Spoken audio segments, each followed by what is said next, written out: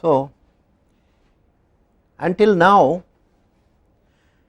we have been considering condensed matter, in particular crystalline solids, as some kind of an assembly which is completely at rest, but we all know that the atoms and molecules even in a crystalline solid are not completely at rest at any finite temperature.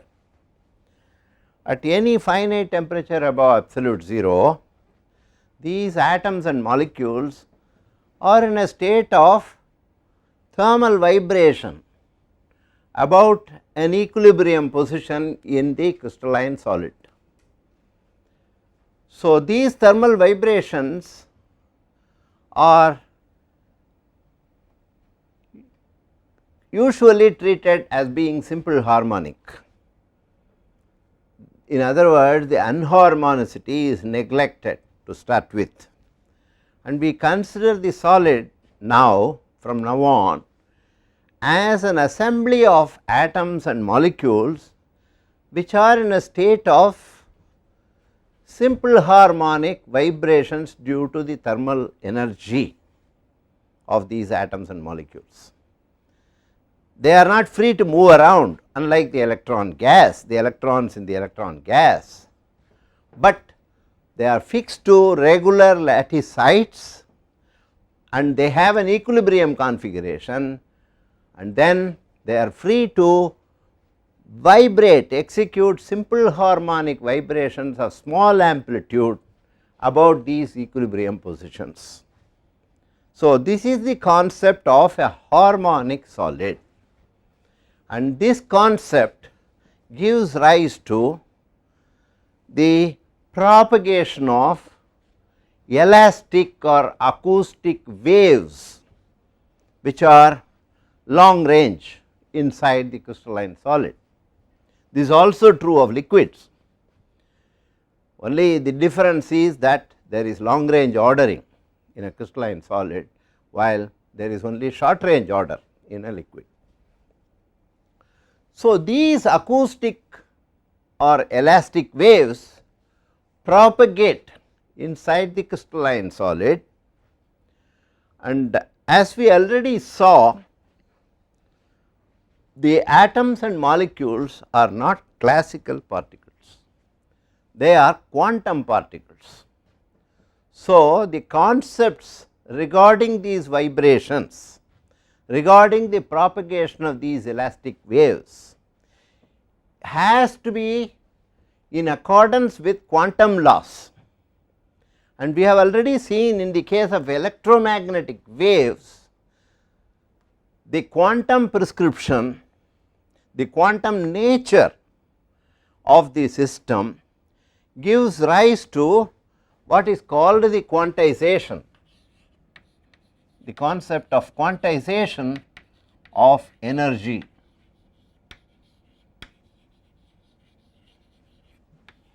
In electromagnetic waves, this was an idea which was originated by Max Planck and later put on a firm basis by Einstein.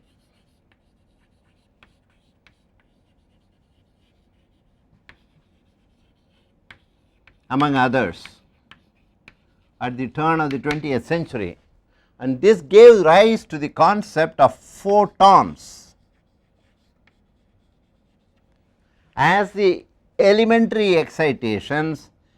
This is a quantum of electromagnetic energy.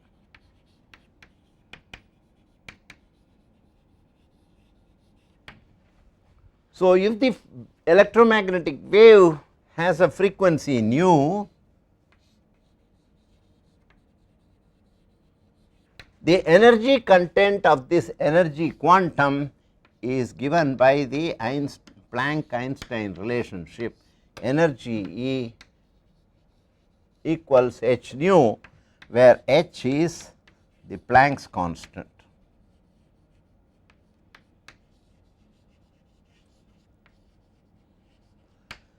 So, this idea is at the basis of all theoretical descriptions of the propagation of electromagnetic waves in quantum mechanical systems. So, the concept of the photon is a very well established one. Now, when we consider elastic or acoustic waves in again a quantum system, we are led by analogy with the photon, we are led to the concept of the quantization of energy in the elastic or acoustic waves.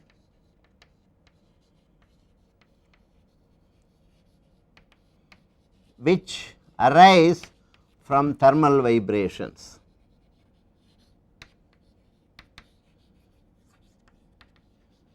The quantized excitations of these elastic or acoustic waves are known as phonons, in analogy with the concept of photons. So, the concept of phonons as quantized excitations of the acoustic energy of waves in a long range ordered crystalline solid is central to the idea of the description of a solid in thermal vibration, a solid at any finite temperature. So, from now on we will no longer regard the solid as an inert completely a system which is completely at rest. We will start regarding this as a dynamical system which is in a state of vibration due to the thermal energy, and this state of vibration gives rise to the propagation of acoustic waves or elastic waves whose quantized excitations are again given by E equal to h nu, where nu is the frequency of the acoustic wave now. Just as the photon has an electromagnetic momentum associated with this, here also we have a momentum. Here the momentum is given by the de Broglie relationship P equal to h cross k, where k is the wave vector 2 pi by lambda, h cross is h by 2 pi, and this is the momentum. So, the photon has not only an energy content, but also a momentum associated with this wave vector, which in turn is associated defined by the wavelength.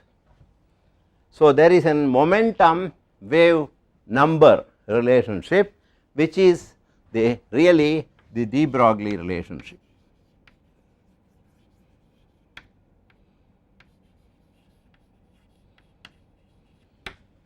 In the same way, we also define the momentum here of phonons as h cross q in order to distinguish electromagnetic waves associated with the propagation of electrons or charged particles, in order to distinguish the concept of elastic waves which are associated with the thermal or elastic vibrations, simple harmonic vibrations of the atoms and molecule. We use the wave number or in vector notation P equal to h cross q.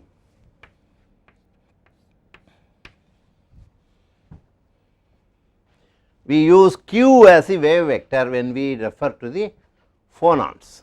So, when we use the symbol q, we automatically know that we are talking about the phonon system, and when we employ the wave vector k, it is understood that we are dealing with the electrons or other charged particles which give rise to the propagation of electromagnetic waves.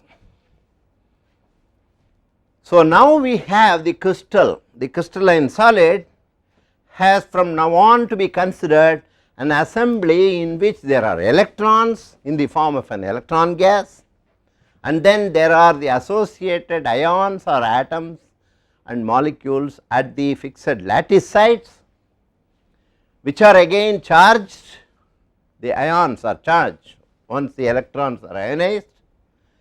So, these are all charged excitations, charged particles whose oscillations or vibrations give rise to the propagation of photons, which are quantized excitations of the associated electromagnetic field, and we also have thermal vibrations of these atoms, which give rise to simple mechanical or acoustic waves, and this gives rise to phonons. So, we have an equilibrium between the phonons and the electrons, for example. So, we already talked in connection with the resistivity or the electrical conductivity problem and other transport processes. We talked about the scattering of electrons.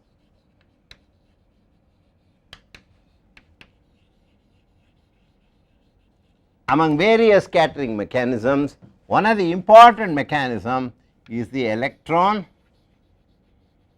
phonon scattering. So, this is what gives rise to the temperature dependence of the electrical resistivity of a metal. So, the origin of this temperature dependence is in the electron phonon scattering processes. So, the concept of the phonon is of central importance to our further description of the properties of condensed matter. So, these phonons have discrete energies corresponding to different values of nu. You have a discrete energy content in these phonons. They give the smallest quantum of energy, which is known as the phonon, which is analogous to the concept of the photon. A solid is therefore a system of a large number of phonons with a wide range of frequencies, somewhat analogous to a black body which emits and absorbs a large number of photons at all frequencies. So, at a given temperature, the solid will have a certain equilibrium distribution of phonons of various energies, and as the temperature is changed, this distribution changes. So, this is the concept of phonons based on which we will be able to discuss thermal properties of materials. What happens? What are these thermal properties? These are properties such as the specific heat,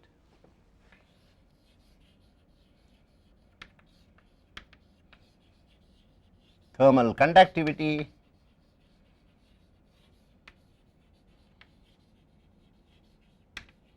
and thermal expansion. We already considered specific heat and thermal conductivity of the electron gas. Now, we are talking about this solid as a whole. So, the theory of lattice vibrations, vibrations of the lattice of atoms. This theory of lattice vibrations, which gives rise to the idea of phonons, this is going to be the basis on which we will discuss these thermal properties such as these. That will be the aim of this lecture. We will start this discussion in this lecture. So, again we will talk about the specific heat of a solid. We all know about the concept of the specific heat. When a solid, when a material is heated, its temperature rises. Heat is a quantity of energy which is given to the material, and the rise in temperature is the response. It is a measure of the change in the internal energy, total internal energy of all the atoms and molecules in this material. So, different materials, depending on their various physical properties, require different amounts of heat energy to raise their temperature by say 1 degree Kelvin. So, the specific heat is defined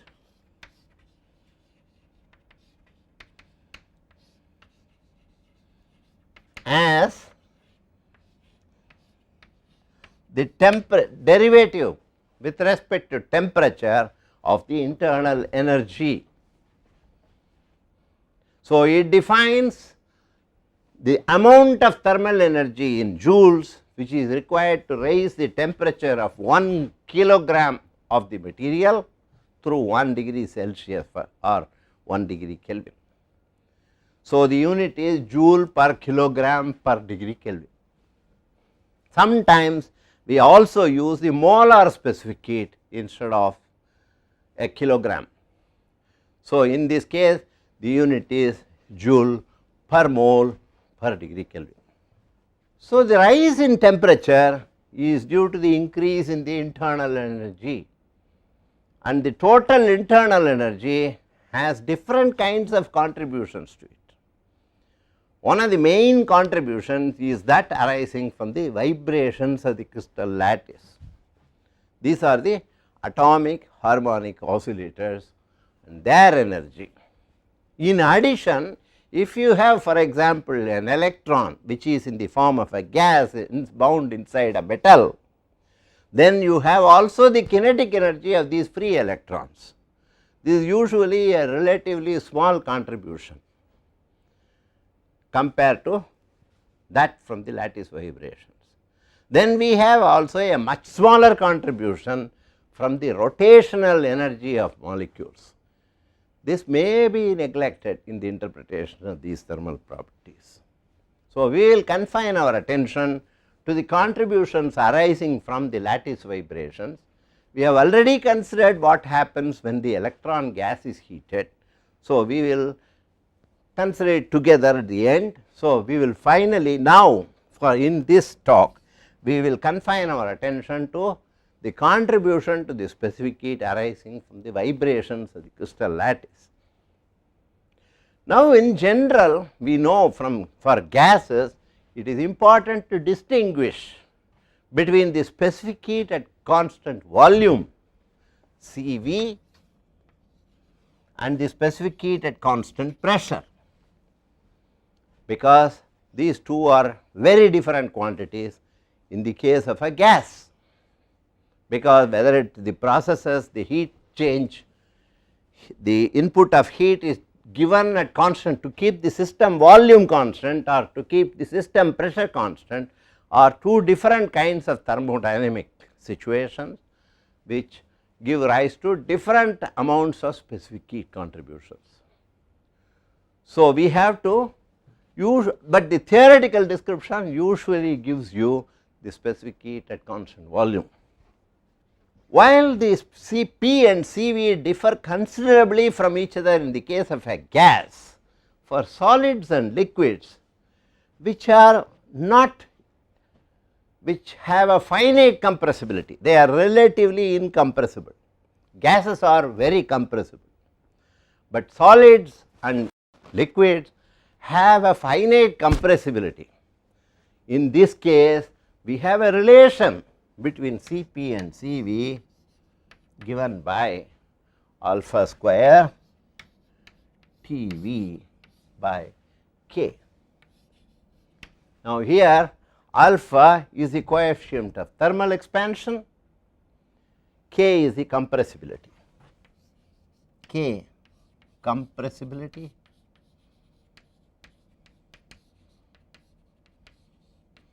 alpha coefficient of thermal expansion.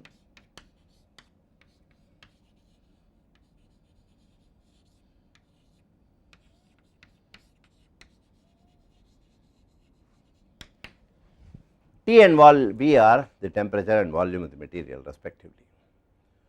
So, once you know Cp or Cv, and if you know the compressibility and thermal expansion coefficient at a given temperature and volume, we can easily calculate the other specific heat.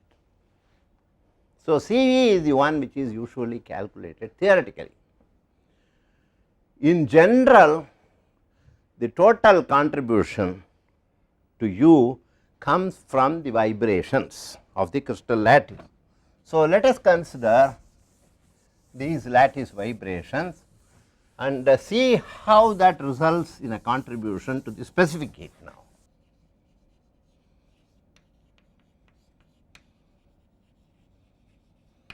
The theory, the concept of specific heat is a very old concept.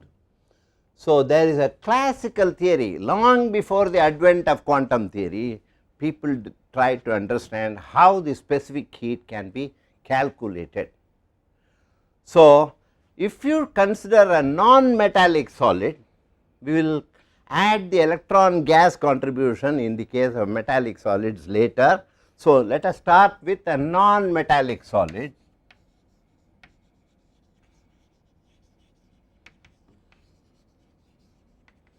Containing n atoms. So, that is an assembly of n atoms, and each of these atoms is in a state of thermal vibration, which may be considered as simple harmonic vibrations.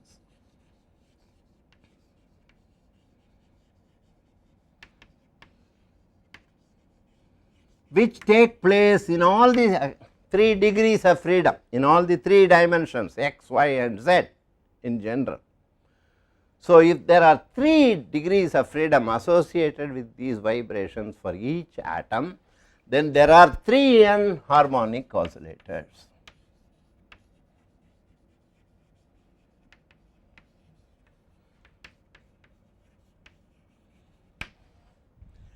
And what is the internal energy of one harmonic oscillator, which is at a temperature T?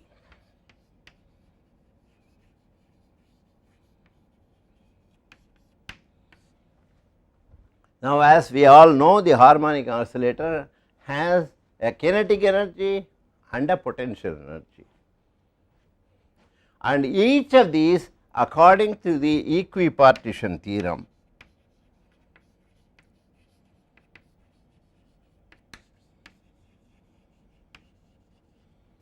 due to Boltzmann,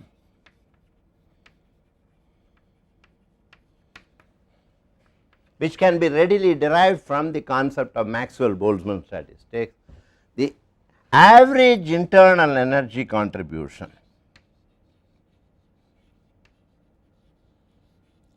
of associated with per degree of freedom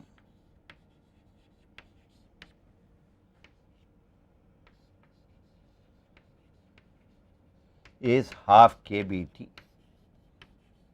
where kB is the Boltzmann constant.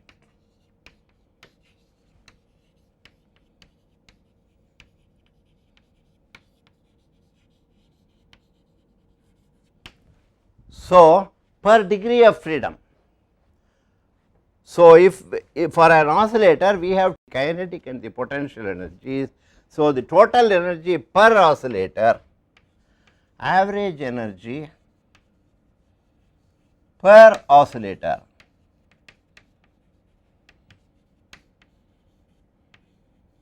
is just kBT, half kBT associated with the potential energy and half kBT associated with the kinetic energy. Therefore, the total internal energy U of such a assembly of 3n harmonic oscillator is just 3n times kBT.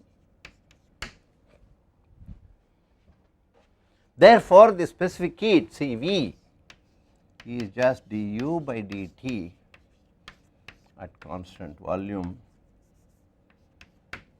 which is 3n kB. If it is the molar specific heat we are considering, we know that the number is the Avogadro number.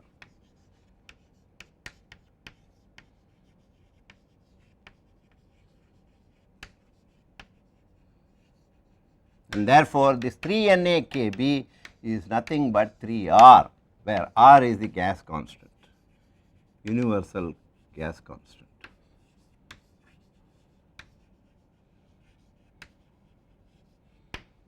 So, this is a constant.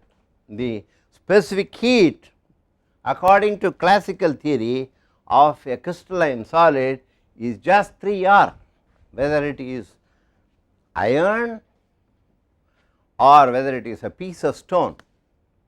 If we disregard the behavior due to the contribution due to the metallic behavior, the presence of the free electrons, if you consider only the lattice vibration constant contribution, then it is 3R. The specific heat of a solid is independent of the temperature, and the molar specific heat of all materials is the same. 1 mole of any substance gives you a contribution to the specific heat which is 3R.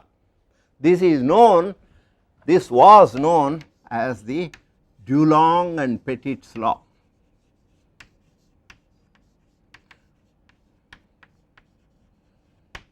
Dulong and Petit proposed that the contribution from lattice vibrations to the internal energy and hence the molar specific heat of a crystalline solid, of any solid, is just a constant 3R. Well, this is not what we observe experimentally. Experimentally, the molar specific heat at, for example, room temperature is different for different materials. If you look at the class tables, for example, or any handbook of physics and chemistry, you will find the specific heat listed for different solids, and these are different for different materials. And the specific heat of a given material is not independent of temperature as proposed by the Dulong and Petit's law, but it increases with increasing temperature, and this behavior is shown in this figure. However, you see also that the specific heat rises up in general and goes and reaches an equilibrium, a constant value eventually at high temperatures, at sufficiently high temperatures, and this value is 3R. Different material will rise differently and they will do this at different temperature ranges.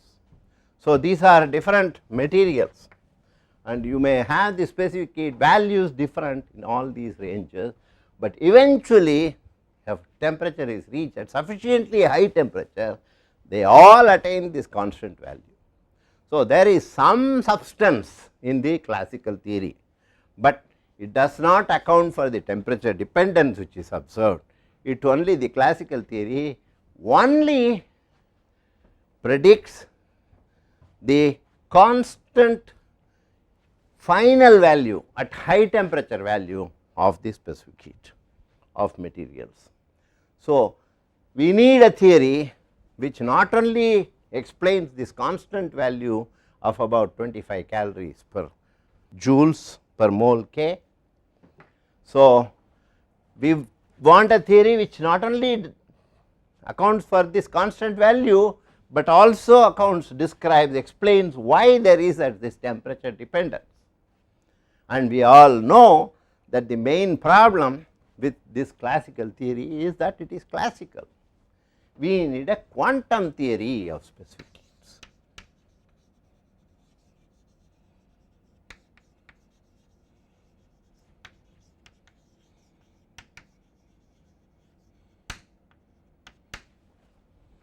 So, that is what we will discuss next. And how do we go about it? We again consider the harmonic oscillators, solid, and this quantum theory again was first proposed by Einstein.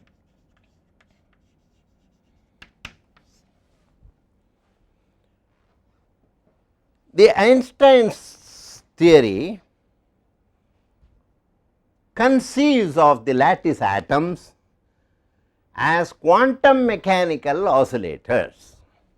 So, they are still simple harmonic oscillators, but they are not classical oscillators, but quantum quantum oscillators. Well, what is the difference between the classical theory of a linear harmonic oscillator and the quantum theory of the linear harmonic oscillator? I will not describe this, I will not go into the details of this, but I will just assume this result from quantum mechanics, that the energy of such a quantum oscillator is given by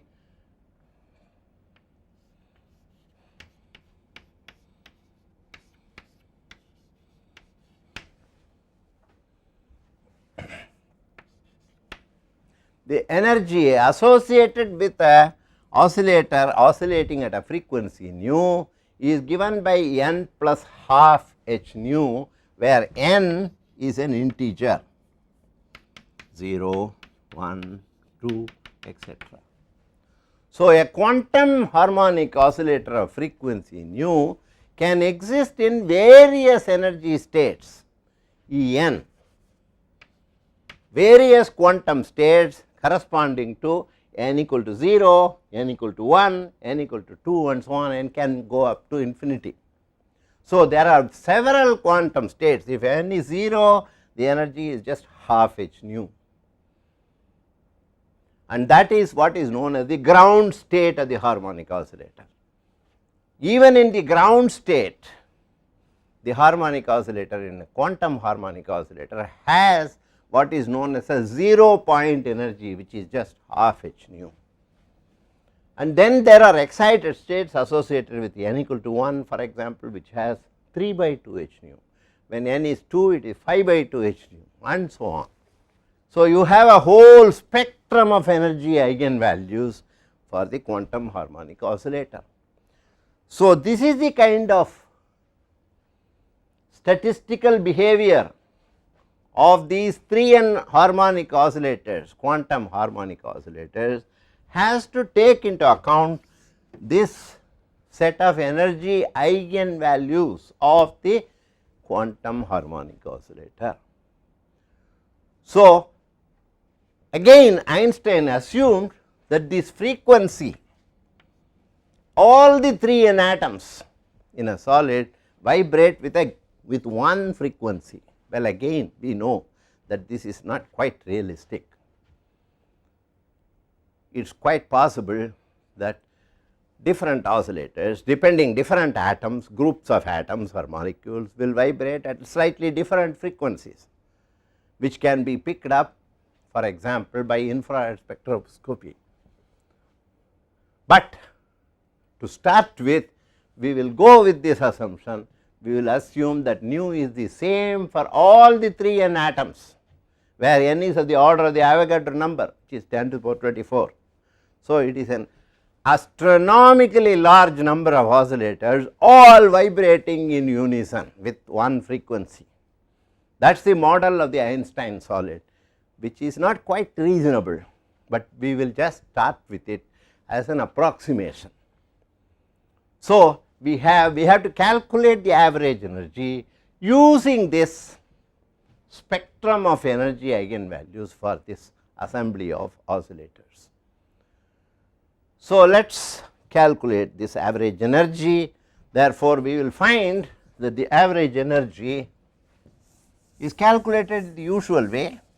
Only thing is, unlike the classical solid, we do not have a continuum, a continuous distribution of energy, but we have a discrete distribution. We have a system which can exist in a spectrum, in a set of energy states which are all discrete, corresponding to n equal to 0, n equal to 1, n equal to 2, etc. So, we have to sum over all these energy states and they calculate the average energy as a summation over all the possible values of n time, and each of these has an energy content nh nu, neglecting the 0 point energy of course, and this will again have a Boltzmann distribution by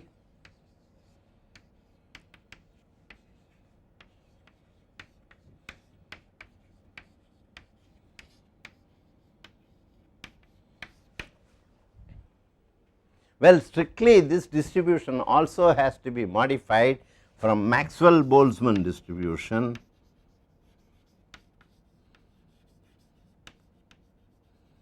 to what is known as a Bose-Einstein distribution appropriate to a quantum assembly. Just as we considered the Fermi-Dirac distribution for the electron gas, which is subject to Pauli exclusion principle, we have to consider the Bose-Einstein distribution, which has a slightly different form. But for simplicity, we will assume that it is a classical system and use the usual Boltzmann distribution function in order to calculate this. In order to go further, we just take nh nu by kBt as x, h nu by kBt. So, taking this, we can rewrite this as sigma kBt times exponential minus nx by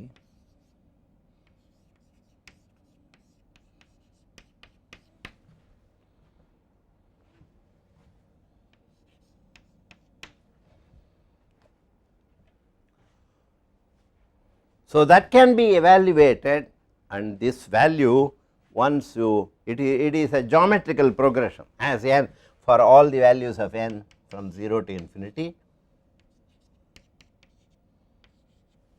This would form a geometrical progression, and when this is especially the denominator, and this can be shown to be just the derivative d by dx of logarithm of the sigma exponential minus nx, and therefore, the summation over exponential minus nx corresponds to a simple geometric progression.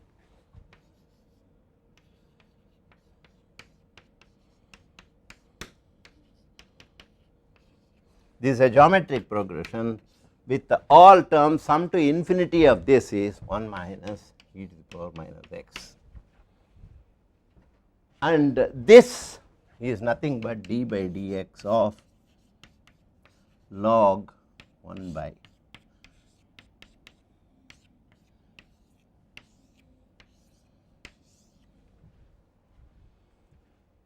so we can calculate this, evaluate this in a closed form. So, we get the final result is that this average energy turns out to be kBt times x by e power x minus 1, where x is of course this. So, this is the average energy, which is the same as the internal energy. So, Cv is just got by du by dt, differentiating this quantity with respect to temperature. So, if we do this, so the final result for the specific heat will be Cv equal to, after differentiation, 3n kb times h nu by kBt square into exponential h nu by kBt by exponential h nu by kBt minus 1 square. So, this will be the, if you look at this form, this is the calculation of the Einstein solid, the specific heat of an Einstein solid.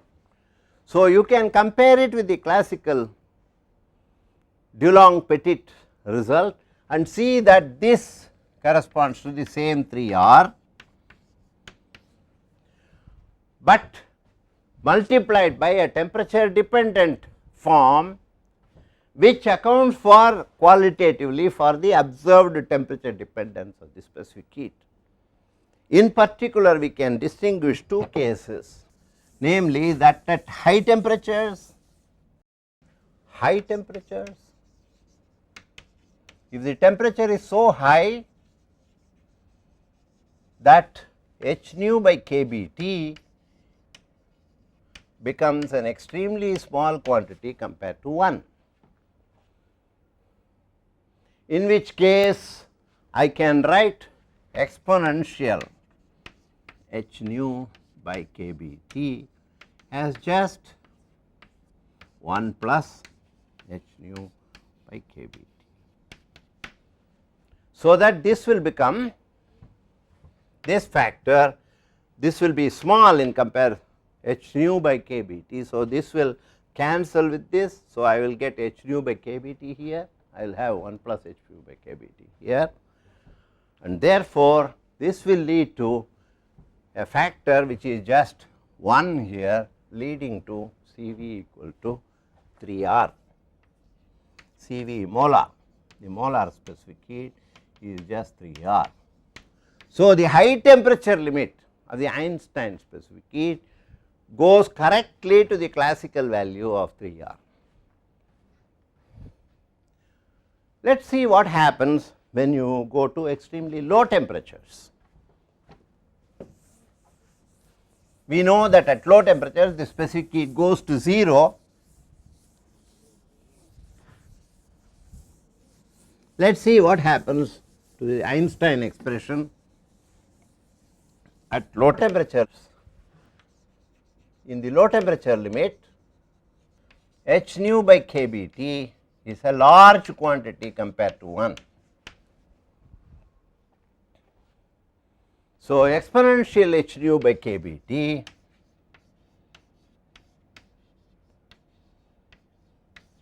is again very large compared to 1. So, in the denominator that factor 1 can be neglected, and therefore, this completely cancels off. So, we get in the limit C tends to 0 as t tends to 0.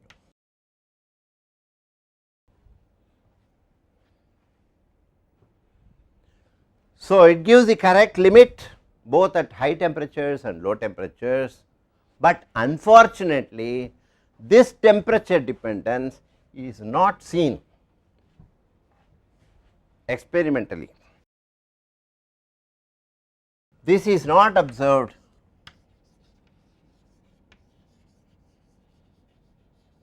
experimentally at intermediate temperatures.